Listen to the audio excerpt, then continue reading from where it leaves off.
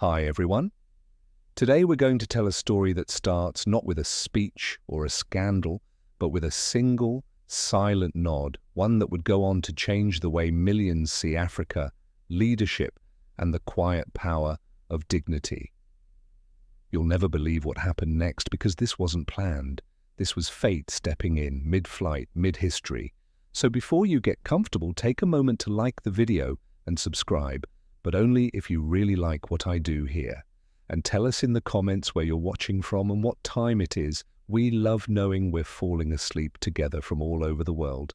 Now turn off the lights, maybe turn on the fan for some soft noise, and let's get started tonight. It all began on an early morning flight from New York to Geneva. The air at JFK was heavy with the usual mix of airport stress and caffeine. Jasmine Crockett, known in political circles for her sharp voice in Congress and her unwavering grace under pressure, had just wrapped up a whirlwind week of panels and late-night interviews. All she wanted was to sink into her seat, close her eyes, and let the clouds carry her far from noise. First class had a certain quiet to it, a hum of space, of calm, of detachment. As she reached her seat, 1A, she noticed an elderly man standing in the aisle just behind her. He was dressed simply, but with intention. His posture was upright, yet his face carried the weariness of someone who hadn't rested in months. Their eyes met, and in that brief second, Jasmine noticed the soft glint of recognition, though he said nothing. She turned to the flight attendant. "Would it be possible to offer my seat to this gentleman?" she asked quietly. No fanfare, no cameras, no gesture meant to be seen. It wasn't the act of a congresswoman, it was just Jasmine, tired, sensing someone else needed the quiet more. The man nodded, still not speaking, and accepted. As he settled into the now surrendered seat, he turned toward her with a simple, almost imperceptible gesture of thanks, a nod. Not a bow, not a smile, just a nod. But something about it stuck. Jasmine spent the first hour of the flight sipping ginger tea in coach, her knees pressed against the seat ahead, lost in the gentle buzz of white noise and curiosity. Who was he? Why did he look like the world had rested on his shoulders and then slipped off, even if just for a moment? She didn't realize then that the man in seat 1A was President Ibrahim Traoré of Burkina Faso. Nor did she know that he hadn't expected to be on that flight at all. A last-minute change in plans, a rerouted itinerary, and now an encounter that would soon reshape how two continents saw each other. By the time the plane crossed the Atlantic, dawn was beginning to stretch its light over the Swiss Alps. Jasmine Crockett had dozed lightly, but her thoughts kept looping back to the man in 1A. There was something unspoken in the air, something she couldn't quite shake. When the aircraft touched down in Geneva, passengers gathered their belongings and shuffled toward the exit. Jasmine stood patiently, half lost in her thoughts, until she felt a tap on her shoulder. She turned, and there he was. "I never introduce myself before I know a person's heart," the man said gently, with an accent that hinted at Sahel winds and West African dignity. "But I feel I know yours already. My name is Ibrahim Traoré." Her breath caught. Not because he was famous, not because she recognized the name from headlines, but because in that instant everything made sense. The nod, the silence, the wait. "Ibrahim Traoré," she echoed slowly. "The president of Burkina Faso." He gave a light smile, almost bashful. "Only a man doing his duty. But today, it seems, fate had a different seat for me." They stood in the jetway, other passengers brushing past like leaves on a stream, unaware of the gravity swirling between them. Jasmine didn't ask for photos, didn't extend a politician's handshake. Instead, she just stood still, absorbing the rare feeling of witnessing something meaningful before it had even begun. It wasn't long before staff from both parties caught up, security, aides, interpreters. But the mood was different now. This wasn't a political moment, it was human. The kind of moment that quietly rewrites the language of diplomacy, not with declarations, but with glances and breath. Within an hour, Ibrahim Traoré's team extended an informal invitation for a private conversation at the African Leadership Roundtable. Jasmine hadn't been scheduled to attend that forum, but now she accepted. Something told her this wasn't an accident. Something bigger was unfolding. At the conference, the setting was modest. Wooden chairs, woven textiles, strong coffee brewed dark. The kind of room where real ideas find their footing. And there, with no cameras, no microphones, Ibrahim spoke, not like a president, but like a man who had carried his nation's pain in his chest for too long. "They don't listen to us," he said, voice low, eyes tired. "They speak of Africa, but never to her. We are painted in statistics, in suffering, but not in strength." Jasmine sat across from him, hands folded, absorbing every word. And then, when the moment called for it, she answered, not with a political pitch, but with lived truth. "Maybe the world needs a new mirror," she said, "one that reflects not just what's broken, but what's becoming." A long silence followed, the kind of silence that says everything without needing noise. And then Ibrahim did something few world leaders ever do. He leaned back, took off his presidential badge, and set it gently on the table. "Would you come see it for yourself?" he asked. "Come to Burkina Faso, not as a politician, not as an American, as a listener." Jasmine blinked, not because she doubted him, but because something inside her, long hidden beneath layers of campaign schedules and policy debates, stirred awake. A question unspoken: what if listening, deep, real listening, was the most powerful tool of all? The air in Ouagadougou was thick with sun and the scent of red earth as Jasmine Crockett stepped off the tarmac into a city that moved to the rhythm of resilience. There were no television crews, no diplomatic bands waiting, just the hum of daily life and a quiet crowd of locals gathered not out of protocol, but curiosity. Ibrahim Traoré met her personally, not in uniform, but in the traditional woven robes of the Mossi people. No handshakes, just a slight nod between them, like two old friends who understood a pact had already been made. That morning, as they drove through neighborhoods where children played barefoot beside solar-powered wells and elders sat in the shade shelling peanuts, Jasmine saw something most people missed. Burkina Faso wasn't silent because it had nothing to say. It had simply not been heard.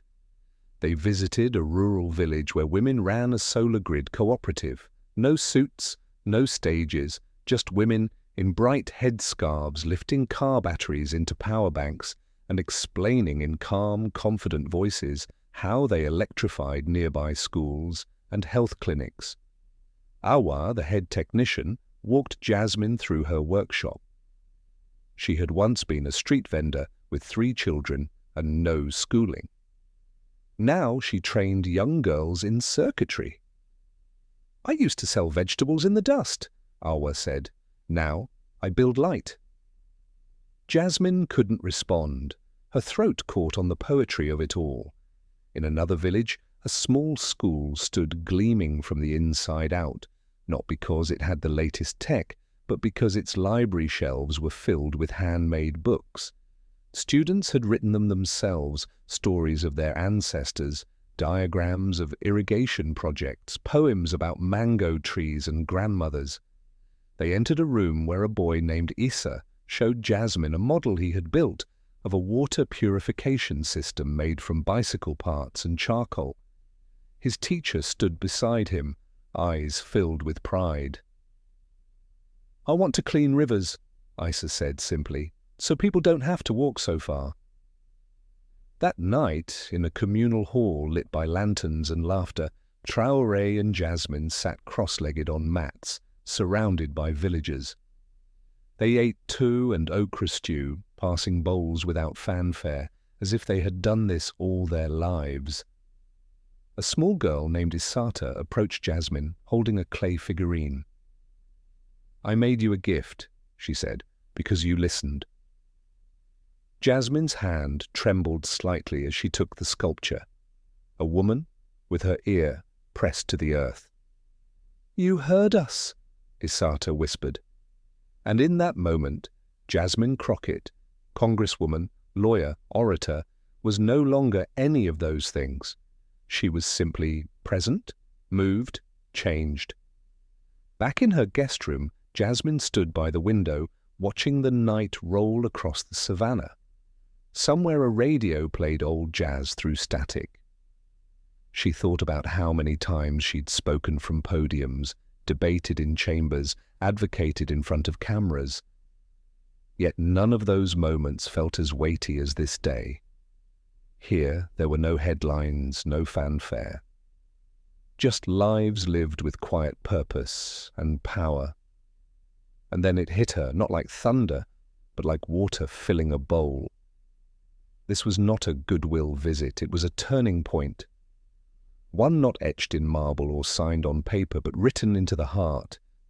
It wasn't about fixing a country, it was about unlearning a narrative, listening, and allowing dignity, not charity, to shape the future. The following morning began not with fanfare, but with a hushed sense of anticipation that gripped the city like morning mist. Jasmine Crockett stood before a mirror in a modest room within the presidential residence, not in Washington, but in Ouagadougou. Her reflection, draped in a simple linen dress patterned with West African symbols, bore a quiet focus. Today was the town hall. Today was the moment they would speak, not as representatives, but as witnesses. Outside, the civic center pulsed with a current of expectancy. Farmers, students, mothers, engineers, elders, thousands had gathered.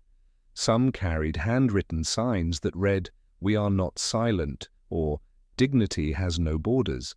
Children perched on shoulders, elders held hands. There were no politicians on stage, no armed guards at the gates, only people who believed something real was about to happen. As Jasmine and President Ibrahim Traoré stepped onto the simple wooden platform, the crowd didn't erupt. Instead, it exhaled. A collective breath held in suspense was finally released. Jasmine felt it pass through her chest like wind through dry grass. She was handed a microphone, but she didn't need it. Her voice was not loud. It didn't have to be. "I did not come here to speak for you," she began, her tone even, grounded. "I came because you already speak, with your hands, with your soil, with your silence, and the world needs to listen." There was a hush so deep it swallowed even the whispers. She paused, letting her words root themselves before she continued. "We often talk about leadership as a force that pushes. But what if true leadership pulls? Not with power, but with presence." She looked across the audience, at Awa, Isa, Isata. "I am not here to help you rise. I am here to walk beside you as you rise on your own." Beside her, Traoré placed a hand over his heart, eyes glistening. "We have waited long," he said softly, stepping forward. "Not for aid, not for applause, but for respect, for partnership." The hall stirred, not with noise, but with emotion. A man in the back, his hands calloused from decades of farming, raised his fist in silent agreement. A young woman, dressed in her university uniform, wiped a tear from her cheek. Jasmine and Ibrahim didn't offer a plan that day. They offered something far rarer, recognition. Jasmine's voice became a whisper, but it travelled far. "Leadership is not measured by how many follow," she said, "but by how many feel seen." That moment, fleeting and quiet, ignited something bigger than speeches or slogans. After the town hall, they did not return to government halls. They visited a media school where young Africans were being trained not to broadcast Western headlines, but to tell their own stories. There, a boy no older than 13 showed them his short film, shot on a borrowed phone, about a grandmother teaching her grandchildren how to survive a drought using ancient water preservation techniques. "This is the Africa I want the world to see," the boy said proudly. Later that evening, Jasmine sat beside Ibrahim beneath a grove of baobab trees. The stars were dusted across the sky like scattered seeds. It was there, over warm ginger tea and echoing laughter from a nearby fire, that she turned to him and asked, "What do we do now?" Traoré smiled. "Now we plant what we've begun." And so it was, not a conference, not a declaration, but a conversation. One that birthed a plan not to fix Africa, but to amplify it. It would be called Voices of Dignity, a platform where the world would no longer just look at Africa, but listen. The idea for Voices of Dignity took root quickly, not in the halls of power, but in school courtyards, community farms, and dusty crossroads where real life unfolded without filters.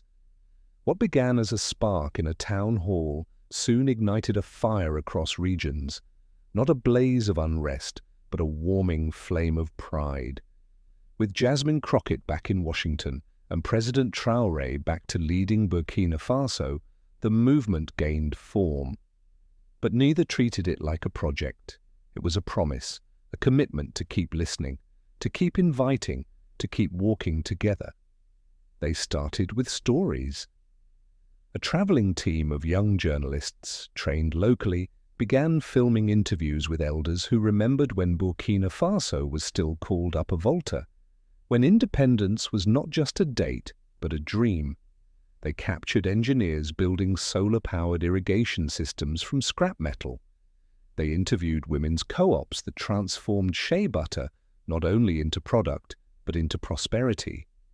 Jasmine ensured the voices were heard beyond Africa's borders. In the US, she championed a bill to fund African youth innovation exchanges, pairing African student entrepreneurs with American peers to co-develop ideas in agriculture, medicine, and sustainable tech. Not as charity, but as collaboration. At Columbia University, a public policy class watched a live stream of Isa, yes, the teenager with the water purifier made from bicycle parts, presenting his work to students in New York. "I'm not here to ask for help," Isa said calmly. "I'm here to share what we've built." The class gave him a standing ovation. Not because he was impressive, but because he was equal. Meanwhile, in Burkina Faso, Traoré quietly redirected unused government travel funds to create local storytelling hubs across each province.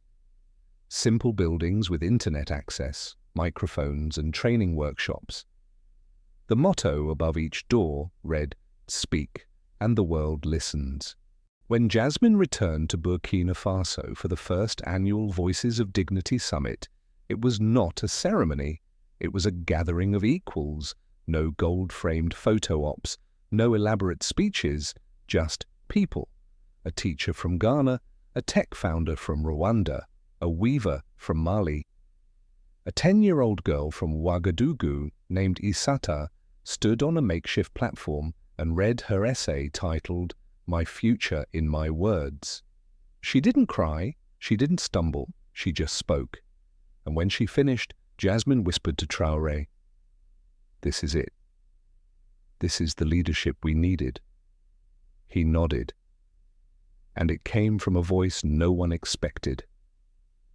That afternoon, a simple sculpture was unveiled at the entrance of the summit grounds. Two hands, one darker, one lighter, intertwined, palms upward. Carved into the stone were 3 words: "Kindness builds bridges." It became the emblem of the movement, not as branding, but as belief. Across the world, media outlets began to change their framing, not "Africa struggles with poverty," but "Africa innovates with resilience," not "US aids Burkina Faso," but "Burkina Faso and US collaborate on climate solutions." Slowly, subtly, the world was learning to listen differently. And at the center of it all stood 2 people who never planned to meet: Jasmine Crockett, who gave up a seat and found a cause; Ibrahim Traoré, who held decades of unheard truth and found an echo. They weren't saviors, they weren't celebrities. They were 2 humans who believed that dignity could be louder than power, and that sometimes the smallest nod of recognition could alter the trajectory of history. The day Voices of Dignity reached its 1-year milestone, both leaders stood once more beneath the baobabs. No script, no spotlight, just a shared silence. And then Jasmine turned and asked, "What now?" Traoré smiled, gently this time. "Now we let them lead." So here we are, at the end of a story that didn't rely on grandeur or spectacle, but on something far more enduring: dignity. The quiet kind. The kind that doesn't demand the microphone, but earns it through truth. The kind that doesn't shout for attention, but commands it through unwavering presence. What we witnessed between Ibrahim Traoré and Jasmine Crockett was not simply a moment of cross-continental politics. It was a human blueprint for what leadership can and should look like. It wasn't perfect, it wasn't rehearsed, but it was real. And in that authenticity, something powerful was born. From a single nod of respect aboard a plane to a global movement powered by unheard voices, this story reminds us that every action, no matter how small, can ripple farther than we imagine. It tells us that leadership isn't about charisma or titles. It's about creating space for others to rise, especially those the world has long ignored. In your life, this lesson matters. Whether you lead a team, a classroom, a family, or simply your own heart through difficult days, ask yourself, am I listening more than I speak? Am I lifting others with me? Am I brave enough to build a bridge when silence seems safer? You don't need a global platform to start a movement. You need empathy, you need courage, and you need the willingness to act when no one is watching. So now I want to hear from you. Which leader's action inspired you more in this story? A. Jasmine Crockett's bold truth-telling. B. Ibrahim Traoré's humble invitation to partner. Drop your answer in the comments below. We read every single one. And finally, what do you think? Do we need more stories like this in the world? More leaders like Jasmine and Ibrahim?